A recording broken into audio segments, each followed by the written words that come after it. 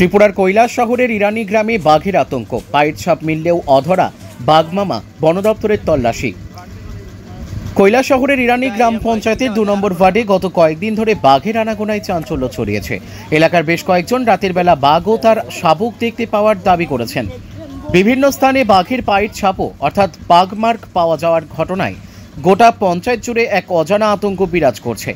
স্থানীয়দের কাছ থেকে খবর পেয়ে আজ সকাল ৯টা নাগাদ বন দপ্তরের কর্মীরা বাঘটিকে ধরার জন্য ঘটনাস্থলে ছুটে আসেন। দূর দূরান্ত থেকে উৎসুক জনতা বাঘমামাকে এক ঝলক দেখতে ভিড় জমাতে শুরু করে। বন দপ্তর কর্মী ও স্থানীয় এলাকাবাসী সম্মিলিতভাবে একটি টিলাকে তন্ন তন্ন করে তল্লাশি চালান। দীর্ঘক্ষণ অনুসন্ধানের পরও বাঘ বা তার শাবকের কোনো সন্ধান পাওয়া যায়নি। ফলে নিরাশ হয়ে ফিরে যেতে হয় বন দপ্তরকে। তবে ক্যামেরার সামনে বন দপ্তরের একজন অফিসার জানান তারা বাঘের পায়ের ছাপের নমুনা সংগ্রহ করেছেন। প্রাথমিক অনুসন্ধানে এটিকে লেপার্ড ক্যাট বা চিতাবাঘের একটি বুনো বিড়াল প্রজাতি বলে অনুমান করা হচ্ছে।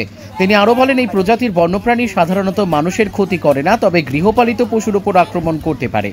বন দপ্তরের কর্মীরা স্থানীয়দের আশ্বস্ত করে বলেছেন যদি আবারও বাঘের দেখা মেলে তাহলে দ্রুত তাদের জানানোর জন্য। তারা প্রতিশ্রুতি দিয়েছেন যে পুনরায় খবর পেলে তারা এসে বাঘটিকে উদ্ধার করে নিরাপদে রেস্কিউ করবেন। ত্রিপুরা থেকে বিক্রম কর্মকারের রিপোর্ট, ক্রাইম প্রেস বেঙ্গল নিউজ।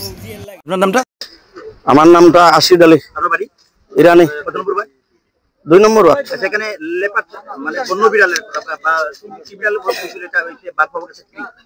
ওইটা প্রশাসন কইতাছে যে বন্য বিড়াল বা এরকম কিছু, কিন্তু আমাদের লোক যেটা দেখছে তারে রাত্রে সরাসরি টর্চ মারিয়া দেখাতে বড় ধরনের বাঘ দেখা গেছে।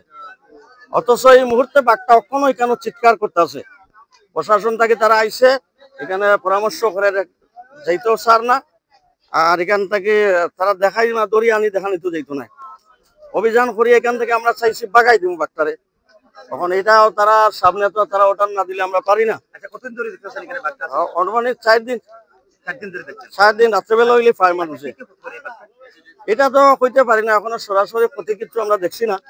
সে রাত্রে রাস্তায় ঘোরাঘুরি করে। রাস্তায় ঘোরাঘুরি করতে আপনি দেখেছেন? না, আমি দেখছি নাই। কে দেখছে? ওই পাশের বাড়ির এরা, আশুক আলী, আব্দুল বাসিত, এরা দেখছে, রশিদ আলী। আপনারা এখন কি চাইতেছেন এলাকাবাসী থেকে? আমরা চাইতাছি যে জঙ্গলটারে একটু অভিযান চালাইয়া তারে বাগাই দিব, জঙ্গল জগিয়া পাহাড়ে। এখন এটা তারা অর্ডার দেন না দেখি আমরা করতে পারি না। তারা কইতাছে ক্ষতি করতো না, এটা বিড়াল, এটার উপরে আমরা তো কতটুকু চাই আমরা কইতে পারি না। আপনারা সন্তুষ্ট নয়? না না না, আপনারা চাইতেছেন এটা দরিয়ান তো বন দপ্তর, এটাই তো আমরা চাই তারা দরিয়া লইয়া যাও, নতুবা যদি না পারে তো জঙ্গল দিকে তাড়াইয়া দেবো। আমরা সাহায্য করবো তারা। আমরা সাহায্য চাইতেছে না এবং তারা কোনো পদক্ষেপ নিতে পারছে না। এখন পর্যন্ত শেষ অবধি আপনারা যে রেস্কিউ টিমরা এসেছিলেন এখন পর্যন্ত কি রেজাল্ট পেলেন? আমরা যেমন এখানে লোকালরার সাথে গিয়া আমরা স্টাফরাও লোকালরা যেখানে কইলো যে ওইখানে থাকতে পারে এইসব জায়গা থেকে স্পটে গিয়ে আমরা দেখলাম, তো ওইটা তো এখন পাওয়া গেছে না। আর এই বন্য জাতীয় বিড়াল যেটা লেপার্ড ক্যাট, যেটা সাধারণত এক জায়গাতে থাকেও না, এটা জঙ্গল থেকে এসে আবার জঙ্গলে যাবো। আর এটা এখন পর্যন্ত যেমন আমি তারাও জিগে দেখলাম, লেপার্ড ক্যাট তো আমরা সাধারণত ওই দিকে আসে, কিন্তু কোনো সময় মানুষের ক্ষতি কোনো করছে না। তো এটা হয়তো কালকে পরশু ওই দিকে আইসে আবার তো জঙ্গলে যাবো। তো এখন তারাও আমরা কইয়া দিছি যদি আবার কোনো এটার ইয়ে পায় আপনারা খবর দিলে আমরা আবার রেস্কিউ করার চেষ্টা করবো।